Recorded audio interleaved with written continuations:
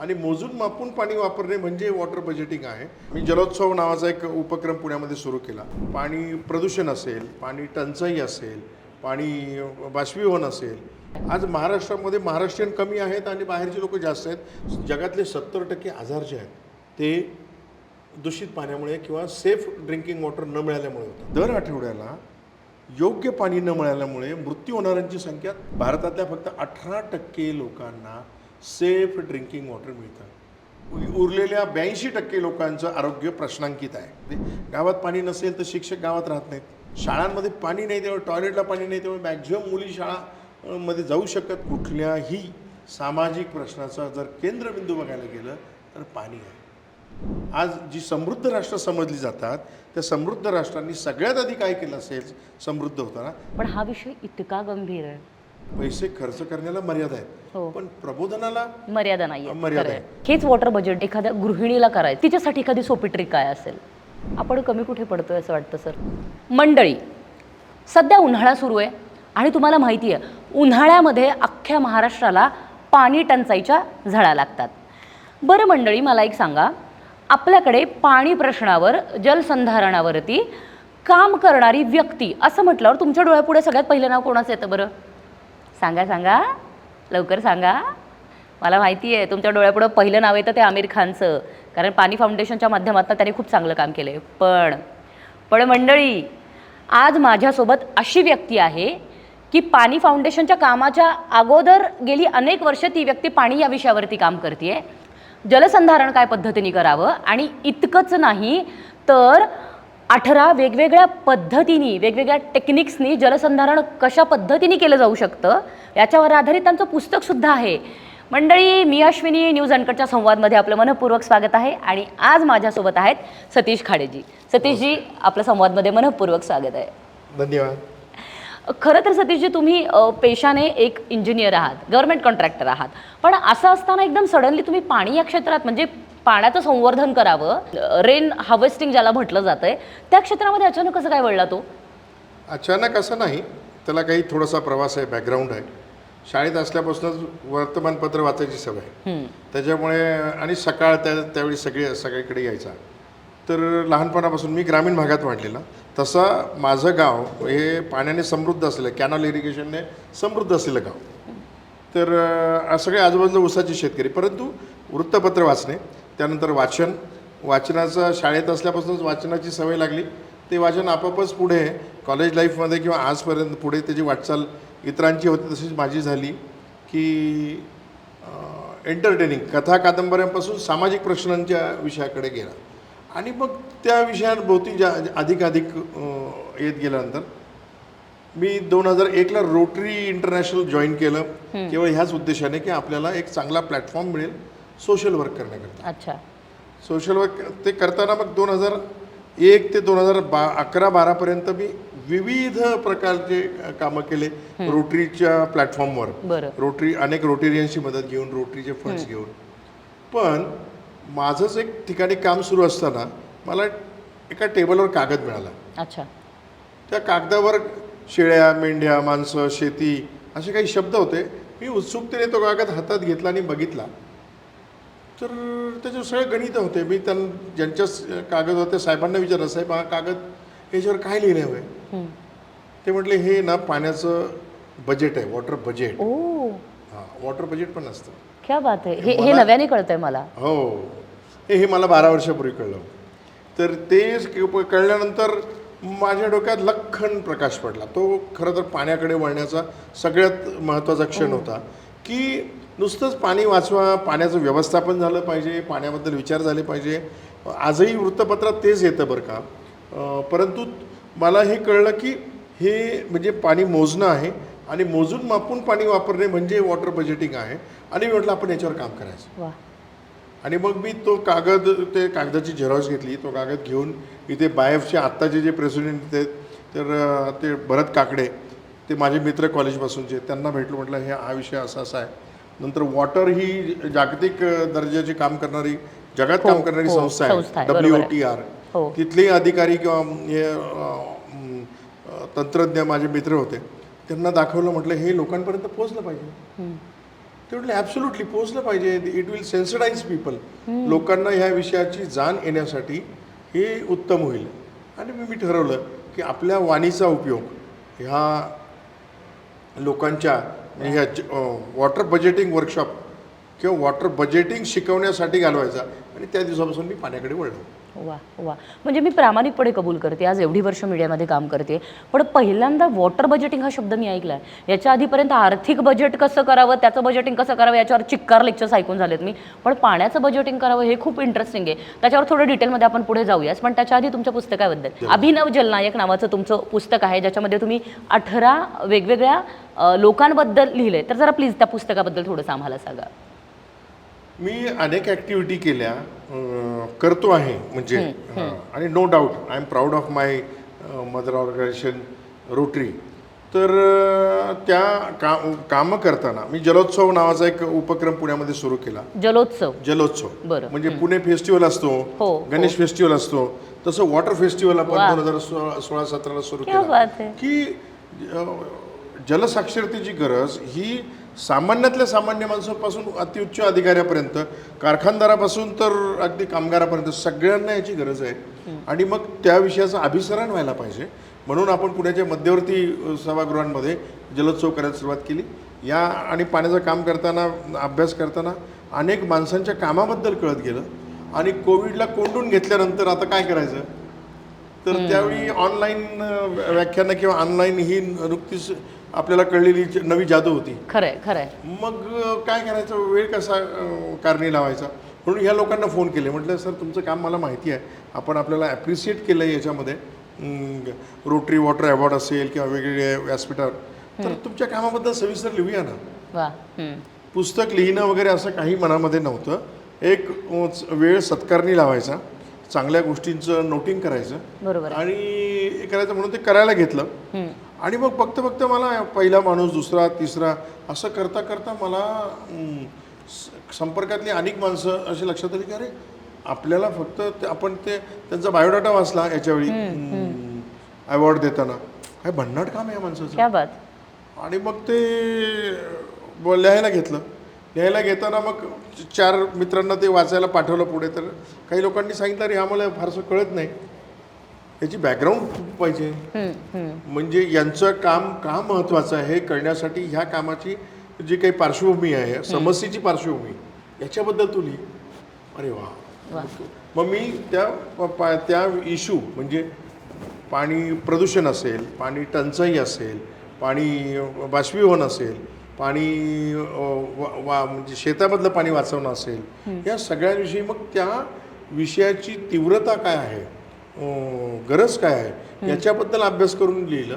त्या पार्श्वभूमीवर ह्या 18 लोकांचं काम हे प्रत्येकाचं, म्हणून हे काम महत्त्वाचं आहे. मग त्यांची वाटचाल कशी झाली, ते ह्या विषयात कसे वळले. आणि निवड करताना मी प्रयोग केलेले लोक नाही निवडले, जे व्यावसायिक ह्या गोष्टीचा विषय म्हणजे प्रयोग करून सिद्ध करून त्याचा व्यवसाय करतात. म्हणजे मग लोकांना विश्वास बसतो. आणि उद्देश म्हणजे पुस्तक तयार होण्यापूर्वी मी हा उद्देश निश्चित केला की हे जे काम आहे लोकांना सोप्या भाषेमध्ये लोकांपर्यंत जायला पाहिजे. जेवढे सोप्या भाषेत जाता येईल तेवढं लोकांना ते समजेल, आणि एकदा समजलं की लोक ते आत्मसात करतील. आणि मग हा विषय फक्त कागदावर किंवा याच्यामध्ये बुद्धिजीवींमध्ये न राहता, ही जसं पाणी अडवा पाणी जिरवा ही चळवळ स्थिरावली. 40 वर्षापूर्वी सुरू झाली. लोकांना त्याचं महत्त्व कळलं, त्याची वेगवेगळे माध्यमं कळली, परंतु वाचवलेलं पाणी पुरून वापरणे इथपासून तर दूषित पाणी सुद्धा आपल्याला त्याचा पुनर्वापर करता येतो. म्हणजे सोर्सेस आपल्याला भरपूर आहे. एक दृष्टिकोन आपल्याला लोकांचा विकसित करायचा, यासाठी मी हा फॉर्म निवडला. मी जर ते तांत्रिक भाषेत लिहिलं असतं तर ते एक विज्ञानाचं किंवा एखादं टेक्स्टबुक सारखं झालं असतं. परंतु मला याला साहित्याचं पण अंग द्यायचं होतं, कारण लोकांनी ते इंटरेस्ट घेऊन वाचावं. मग मी तो फॉर्म निवडला की व्यक्ती आणि व्यक्तीने केलेलं काम. मग ते करताना त्यांच्या कामाची प्रेरणा, त्यांचं त्यातलं समर्पण, त्यातल्या म्हणजे समर्पणाच्या भावना, म्हणजे आधी संवेदनशील माणूस त्यांच्यातलं शोधला, आणि म्हणजे म्हणून ते पाण्याकडे वळले आणि म्हणून त्यांनी काम केलं. म्हणजे मला एखादा कारखाना टाकायचा किंवा मला एखादा व्यवसाय करायचा आणि म्हणून मला ते काम करायचं आणि म्हणून त्यांनी संशोधन सुरू केलं असं नाही. समस्येची उत्तरं शोधताना त्यांनी सुरू केलं वा. आणि मग हे उत्तर मिळालंच आहे अनिशा तर त्याचा व्यावसायिकतेकडे जावं असं हे तो सगळा फॉर्म घेत मग ते पुस्तक तयार झालं. वा. आणि कोविड काळामध्ये म्हणजे पुस्तकं छापणे आणि पुस्तक घेऊन आवडते तरीसुद्धा मेनका प्रकाशनच्या कुलकर्णींनी अरे म्हणे फारच छान मटेरियल आणि गेलं पाहिजे याला कसलं कोविड आणि कसलं काय आपण ते करू म्हणून. वा. मग त्या सगळ्या याच्यामध्ये त्यांनी पुढाकार घेतला, क्या बात. त्यांनी ते पुस्तक छापलं आणि हा म्हणता 1200 कॉपीज पहिल्या ह्याच्यात संपल्या. मराठी पुस्तकची पहिली आवृत्ती 200 पुस्तकापेक्षा जास्त काढत नाहीत असं प्रकाशक म्हणतात नॉर्मली. अर्थात त्याला अनेक कारणं आहेत. तर हे 1200 पुस्तक त्याचं कारण की पाण्यामध्ये आम्ही ऑलरेडी काम करतोय आणि ते मला पाण्याविषयी हे पुस्तक कोण वाचतील हे साधारण कल्पना असल्यामुळे असं ते दुहेरी हे झालं. वा वा. सर मला ना खूप एका प्रश्नाने जेव्हा मी तुमच्या नावाचा विचार केला ना तेव्हापासून एक प्रश्न माझ्या डोक्यात होता. पाणी हे माध्यम निवडण्याचं काय स्पेसिफिक कारण होतं किंवा तुम्ही पाणी किंवा काय म्हणूया आपण तुम्ही इन्व्हायरमेंटवरती काम करू शकले असते आय मीन वेगळ्या प्लॅटफॉर्मनी किंवा अजून वेगळ्या कुठल्या ह्याच्यावर काम करू शकले असते पण तुम्ही जाणीवपूर्वक पाणी का निवडलं सर? अगदी अगदी योग्य प्रश्न. आणि ह्या कारण का पाणी ह्या सगळ्या जेवढे सामाजिक प्रश्न आहेत ना सोशिओ इकॉनॉमिक्स सामाजिक आर्थिक प्रश्न जे आहेत गावापुढे राज्यापुढे देशापुढे जगापुढे ह्याचा केंद्रबिंदू पाणी आहे हे मला जाणवलं. All socio economics issues are related to water. आणि पाण्याचा जर प्रश्न सोडवला ना तर खूप प्रश्न जवळजवळ सगळे प्रश्न सुटतात. आणि गेली 12 वर्ष मी अनेक अंगांनी मलाही ते पटलं आणि मी पण अनेक ठिकाणी ते सिद्ध केलं की हो कारण हे पाणी नाही गावात म्हणून स्थलांतर होतं, स्थलांतर होतं म्हणून शहरं फुगतात म्हणून शहराच्या इन्फ्रास्ट्रक्चरवर स्ट्रेस येतो. आज महाराष्ट्रामध्ये महाराष्ट्रीयन कमी आहेत आणि बाहेरचे लोक जास्त आहेत. त्याचं कारण सुद्धा स्थलांतर आहे. ते स्थलांतर 2 गोष्टींनी आहे, पाण्यामुळे आहे आणि इंडस्ट्रियलायझेशनमुळे आहे. त्याचा परिणाम असा झाला की महाराष्ट्राच्या सगळ्या इन्फ्रास्ट्रक्चरवर लोड आहे. म्हणजे महाराष्ट्राची भूमीतलं पाणी आज महाराष्ट्रातल्या लोकांना पुरवं लागणारं अन्न, त्यांना पुरवं लागणारं दूध, त्यांना ते याच्यातून आमचं भूगर्भातलं पाणी ओढलं जाते. म्हणजे पुन्हा गावातला प्रश्न हा शहरातल्यामुळे तयार झाला, शहरातला प्रश्न गावामुळे तयार झाला. आर्थिक विषय तुम्हाला सांगतो की गावामध्ये पाणी नसेल तर शेताला पाणी नाही. हे बघा आमच्या देशातल्या 62% म्हणजे 100 कोटी लोकांचा रोजीरोटी आजही शेतीवर अवलंबून आहे. 100 कोटी 100 कोटी यांचं हे जे पाण्यावर अवलंबून आहे. पाणी जर नसेल गावामध्ये किंवा विहिरीमध्ये तर तो शेती करू शकत नाही. No earning.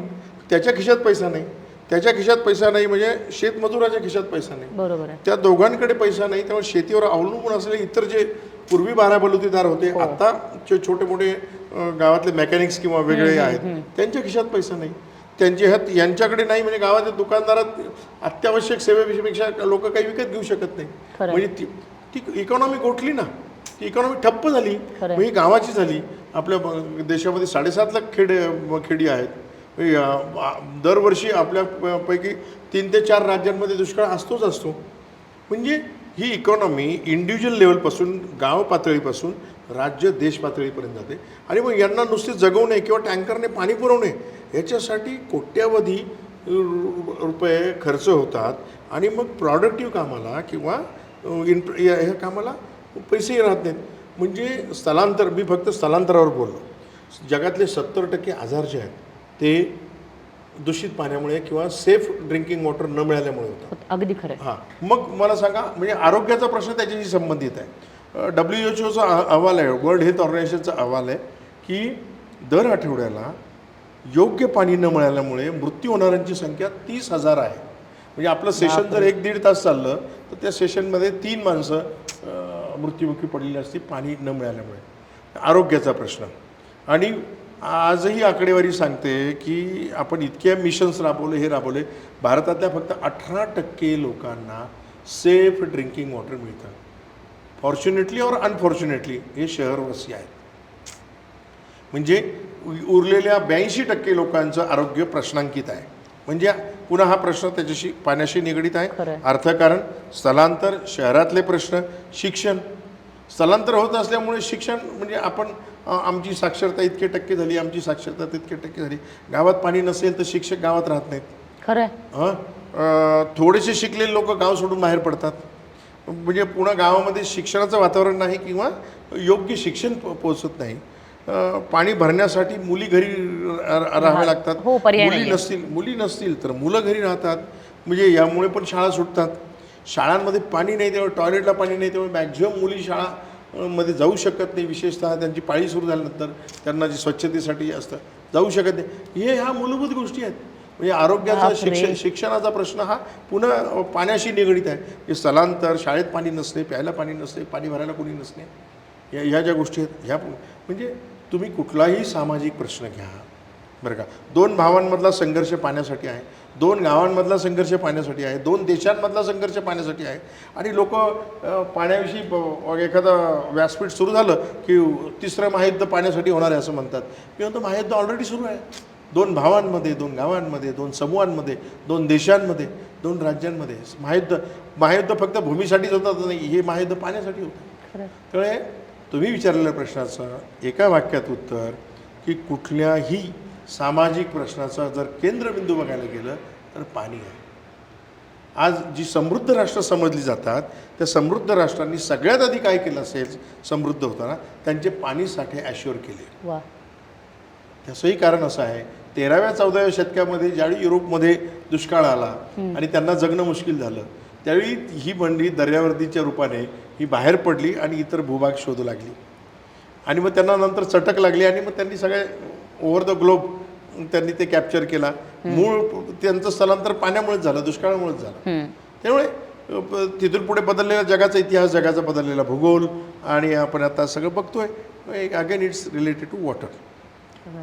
बापरे. म्हणजे खरं तर काय होतं ना की एखाद्या गोष्टीकडं आपण फार कॅज्युअल अप्रोचने बघतो. म्हणजे पाणी समस्या आहे का, तर हो आहे, आणि ते गृहीत धरून आपण चाललोय, आपण जगतोय की नाही आहेत त्या अडचणी आहेत, यावर मात करायचं आपण आणि पुढे जायचं आहे. पण हा विषय इतका गंभीर आहे, खरंच गंभीर आहे. पण तुमच्या बोलण्यानी ना त्याचं गांभीर्य थोडंसं अजून ठळक झालं माझ्या दृष्टीने. सर, वॉटर लिटरसीसाठी तुम्ही काही वेगवेगळ्या ॲक्टिव्हिटीज केल्यात. मला वाटतं साधारण 17च्या वर ॲक्टिव्हिटीज तुम्ही घेतल्यात. जरा प्लीज त्याच्याबद्दल थोडंसं आम्हाला सांगाल. वॉटर बजेटिंग वर्कशॉप इथून माझ्या कामाची सुरुवात झाली. तर ते म्हणजे प्रबोधनच होतं. अगदी. म्हणजे नुसतं गणित मांडणं हे नाही. मी 2.5-3 तास त्याच्यावर बोलायचो. म्हणजे लोक म्हणायचे बजेट आणि आम्हाला गणित येईल का. म्हटलं मी तुम्हाला धान्याची पोती मोजता येतात, किती किलो आहे ते समजतं, दूध घालता, दूध किती लिटर दिलं, काय भाव मिळाला त्याचा हिशोब करता येतो, मग तुम्हाला वॉटर बजेट जमणार. असं सांगून त्यांना बसवल्यावर आपण ते करून घेतलं. हा प्रबोधनाचा पहिला टप्पा होता. आणि ते गणित करत गेल्यानंतर आणि ते करताना लोकांच्या डोक्यामध्ये आपण ज्या ज्या गोष्टी सांगत गेलो त्यावेळी त्यांचे बदललेले चेहरे आणि त्यातून येणाऱ्या गोष्टी हे ज्यावेळी लक्षात म्हणजे आलं की ही प्रबोधनाची गरज आहे. पॅरलली रोटरीमध्ये मला संधी मिळत गेली. आणि प्रबोधनाचं महत्त्व मला कधी कळलं तुम्हाला सांगतो मॅडम, की मला रोटरी आमचं स्ट्रक्चर असं असतं, क्लब एक साधारण 100 क्लब मिळून एक डिस्ट्रिक्ट असतो, अनेक डिस्ट्रिक्ट मिळून एक रिजन असतो आणि रिजन मिळून इंटरनॅशनल रोटरी इंटरनॅशनल असं. तर दरवर्षी आमचं नेतृत्व बदलतं, पॅनल बदलतं, international to individual club. Okay. डिस्ट्रिक्टला सगळ्या क्लबना मार्गदर्शन करण्यासाठी काही नेतृत्व दिले जातात. सामाजिक काम असेल, क्लब बांधणी असेल, हे असेल. तर त्या वर्षी मला पाणी या विषयातलं नेतृत्व देण्यात आलं.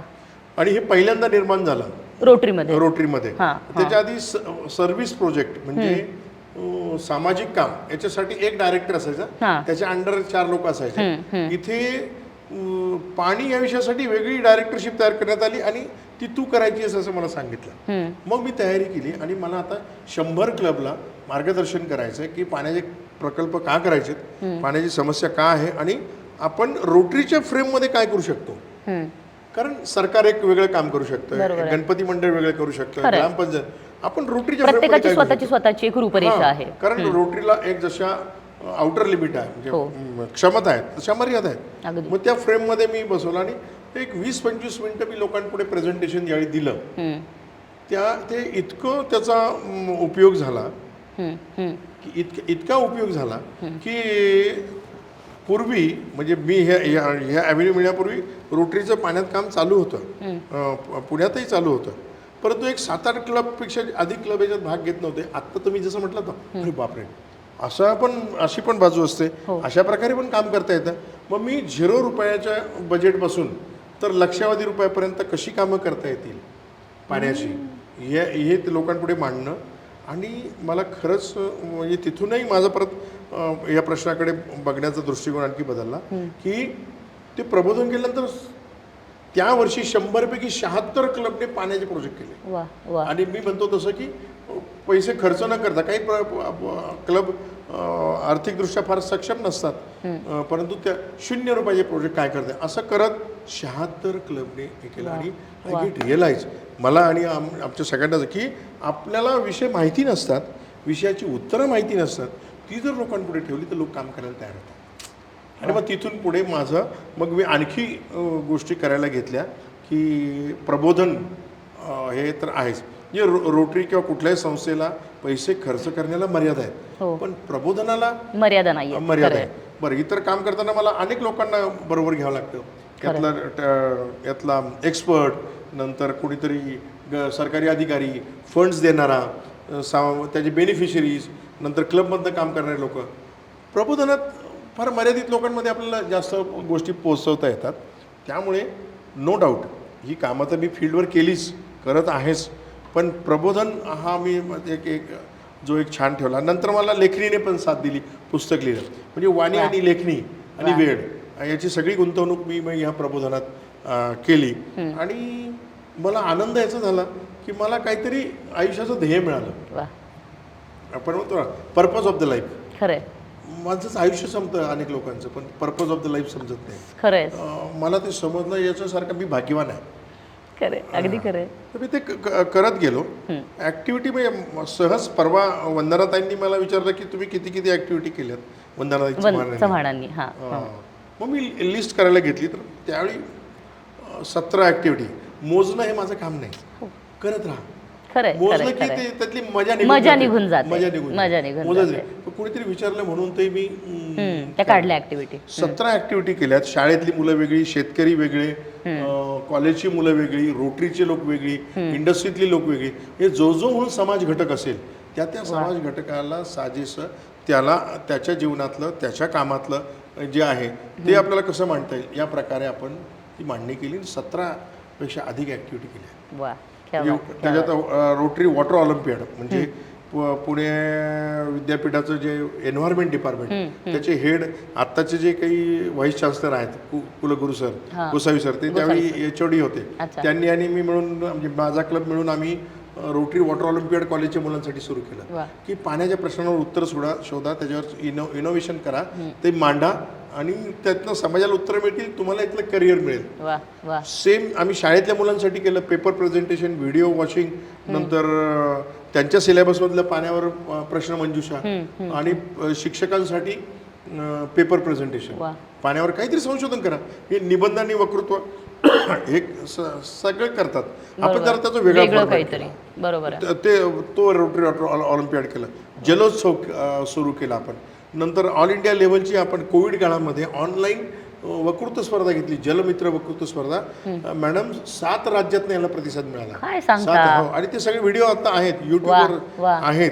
म्हणजे त्याचे पहिल्या महिन्यातच 3.5 लाखपेक्षा अधिक व्ह्युअर्स झाले होते. म्हणजे इतक्या छोट्या गोष्टीतनं इतकी मोठी लिटरसी पोचली 3.5 लाख लोकांनी. आणि तिसरा कोणीतरी बोलतो मी फक्त प्लॅटफॉर्म किंवा फॅसिलिटी उपलब्ध केली. खरं हे ऑलिम्पियाड केलं. नंतर माझ्याच क्लबने माझ्या एका मित्राने याच्यातनं मी आणि त्याने मिळून international drawing competition on water घेतली. तेही केलं. त्यानंतर जलसप्ताह सुरू केले.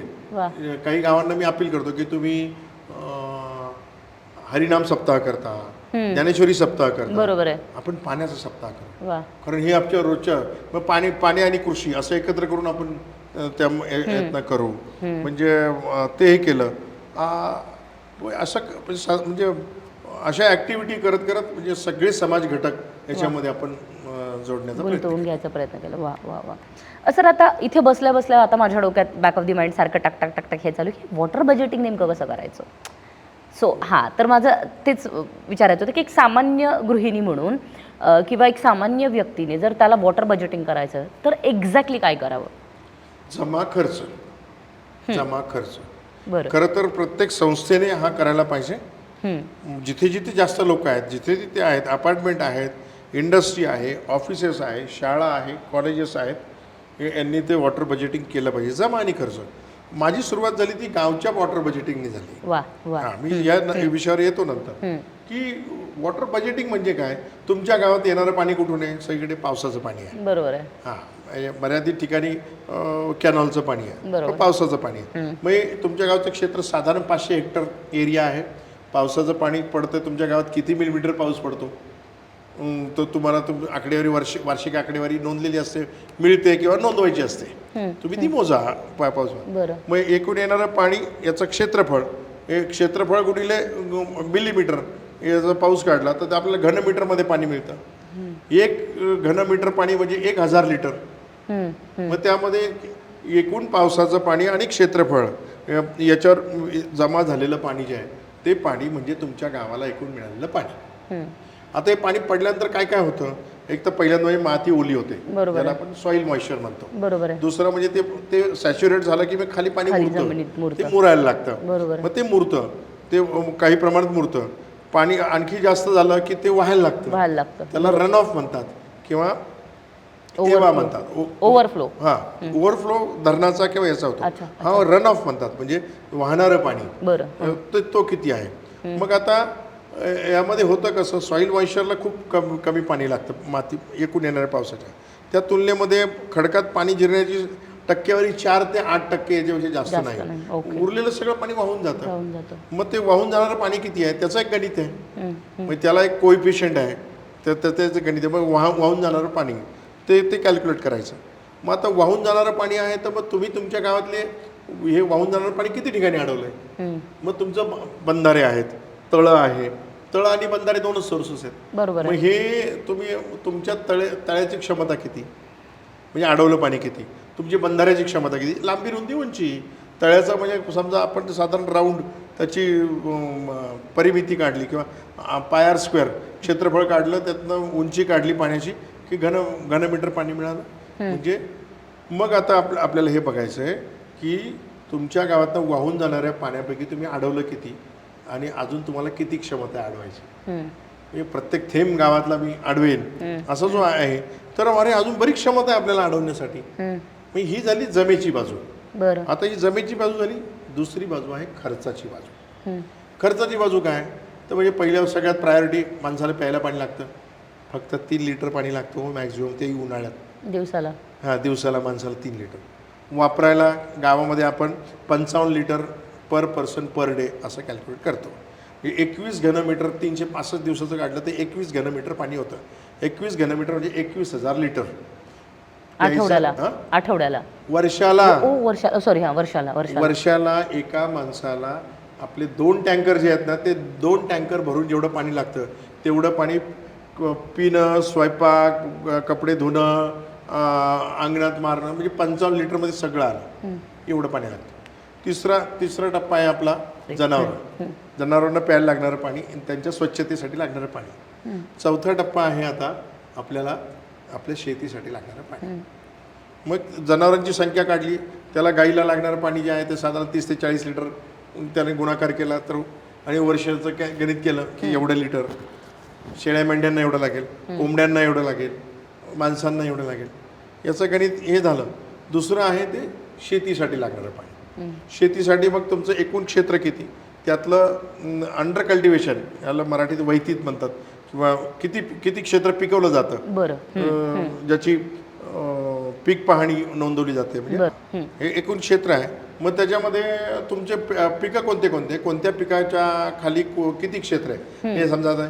रब्बीचा हंगाम असेल तर हरभरा आहे का, ऊस आहे का, त्यानंतर ज्वारी आहे का, भाजीपाला क्षेत्र आहे का, असं ते सगळ्या याच्यामध्ये आपल्याला ते क्षेत्र ते 2 एकरावर हे आहे किंवा एकूण गावातल्या 25 एकरावर फळबाग आहे, 50 एकरावर ऊस आहे, असं गणित करून त्याचा जो त्या पिकाला त्याचं लाईफ सायकल पूर्ण होण्यासाठी जेवढं पाणी लागतं त्याने गुणाकार केला की तेवढं पाणी म्हणजे त्या पिकासाठी मग असं एकेका पिकाला एकूण लागणारं पाणी दुसऱ्या पिकाला यांचं सगळे एकत्रित करून शेतीसाठी लागणारं पाणी याचा हिशोब केला जातो. अच्छा मग माणसांना लागणारं पाणी, जनावरांना लागणारं पाणी, बरोबर आहे. शेतीसाठी लागणारं पाणी याचा टोटल हिशोब करून याची रब्बीचं गणित वेगळं आणि खरीपाचं वेगळं बरोबर आहे. याचं करून किंवा पेरिनियल काही आता फळबागांना किंवा ऊसासारख्या पिकांना वर्षभरासाठी पाणी लागतं. बरोबर आहे. याचं गणित करून वर्षभराचं पाण्याची डिमांड किती,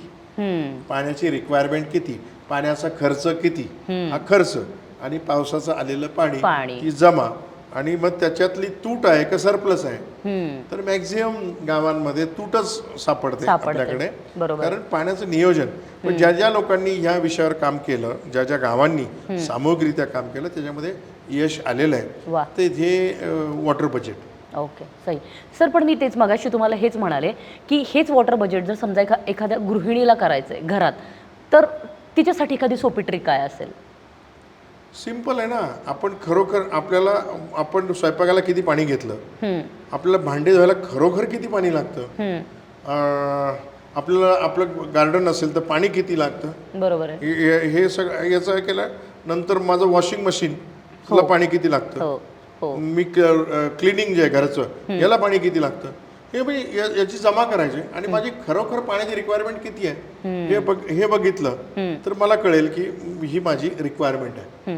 आणि हे जर आपण विचार करायला गेलो आणि नंतर काय होईल, माझी भांड्यावाली किती पाणी वापरते, माझी कपडे धुणारी किती वापरते, बरोबर आहे. मी वॉशिंग मशीन फुल कॅपॅसिटीने चालवते का, बरोबर आहे. मी खरोखर भांडे धुण्याची इतक्या वेळा धुण्याची गरज असते का, घर इतक्या वेळा स्वच्छ करायची, बाल्कनी धुण्याची गरज असते का, म्हणजे मी विचार करायला लागेल ना. खरं की मी बजेट केल्यानंतर मी बजेटला तर पाणी एवढंच लागतं आणि प्रत्यक्षात किती खर्च होतो, खूप जास्त होतोय. किंवा आम्ही सगळे मिळून इथे 22 कुटुंब राहतो, 22 कुटुंबाला एवढं पाणी लागायला पाहिजे, ती पाण्याची टाकीची क्षमता एवढी आहे आणि तरी आम्हाला पाणी कसं पुरत नाहीये. हे होतं बऱ्याचदा. हे होतं. मग इथून म्हणजे जर सुज्ञ असू आपण आणि आपल्याला खरोखर त्याच्यावर विचार आणि कृती करायची असेल तर ह्या बजेटमुळे आम्हाला ही गणित करायला मिळतं आणि त्यातनं आमच्या विचाराला पाणी कुठे वाचवता येईल. त्यामुळे गृहिणी आणि खरंच प्रत्येक प्रश्नाच्या केंद्रबिंदू, या पाण्याच्या प्रश्नाच्या केंद्रबिंदू भोवती मी आहे आणि सफररही मी आहे, असा विचार करून केला तर हे शक्य आहे.